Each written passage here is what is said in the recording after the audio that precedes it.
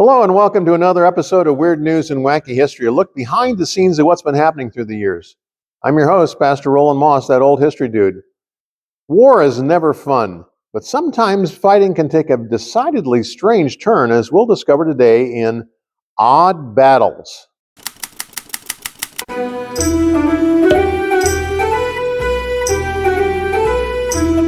It started simply enough with a Persian request for an Egyptian eye doctor whom Pharaoh Amasa II promptly dispatched. But the doc wasn't happy about going, so he persuaded the Persian leader, Cambyses II, to ask for the pharaoh's daughter's hand in marriage, something he knew Amasa would really hate.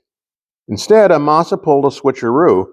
Instead of his own offspring, Amasa sent the daughter of the previous pharaoh, whom Amasa had killed, to gain the throne. Things went downhill from there until in 525 BC, the Persian army was drawn up for battle outside the Egyptian city of Pelusium. That's when the Persians pulled out their secret weapon, cats. Thousands and thousands of cats.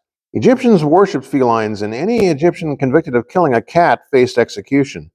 And so Pharaoh's forces stood helplessly by, unable to fire at the Persian troopers for fear of accidentally hitting one of their hissing, snarling, hurling felines that each one carried in their burly arms. It was a bloodbath, with the Egyptians losing 50,000 men and ultimately their kingdom. The Persians would establish the 27th dynasty, which would rule Egypt for the next 200 years. And so ends the strange tale of when cats went to war. Sometimes it's the elements that do you in. Strange and bizarre things happen during wars. Ships battle on water, air forces strafe and bomb from the skies, while ground forces slug it out on terra firma. But not always. As the 18th century was drawing to a close and Europe was in turmoil yet again, the French were attacking the Dutch in the War of the First Coalition of the French Revolutionary Wars. French forces captured Amsterdam on July 19, 1795, where they wisely decided to spend the bitter winter months. But then French General Jean-Charles Pichegru discovered that the Dutch fleet was anchored just 50 miles to the north at Den Helder, the northernmost point in Holland. The winter of 1794-1795 had been an exceptionally cold one, and the Dutch fleet was solidly frozen in place by rock-hard ice. The French commander grasped this rare opportunity. Pichegru immediately dispatched the 8th Hussar Cavalry, with each horseman carrying an infantryman mounted behind him. Approaching over the ice in the early morning, everyone agreed to play nice and not open fire.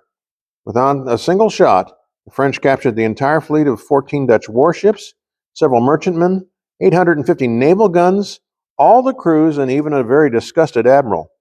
And that ended the war. Occasionally, you may even pause in battle to fight a common foe.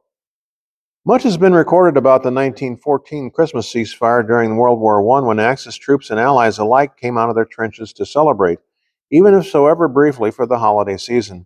Then it was back to killing one another as usual. However, virtually nothing has ever been written about the time when the war ground to a temporary halt as German and Russian enemies of but moments ago banded together to go wolf hunting. In February of 1917, displaced by fighting in their normal hunting grounds and emboldened by the massive bloodshed on the battlefield, huge bands of famished predators were on the prowl. They infiltrated area villages and made off with goats, sheep, calves, and even 2 small children.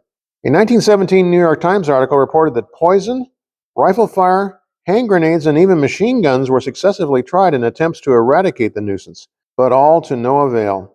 Finally, out of sheer desperation, the enemies called a truce, banded together, and although reports vary, they seem to have slaughtered several hundred of the immense beasts before driving them back once again deep into the forests of Lithuania and Volhynia.